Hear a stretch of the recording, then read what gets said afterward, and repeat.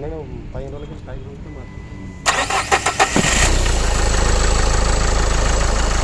reach అయినా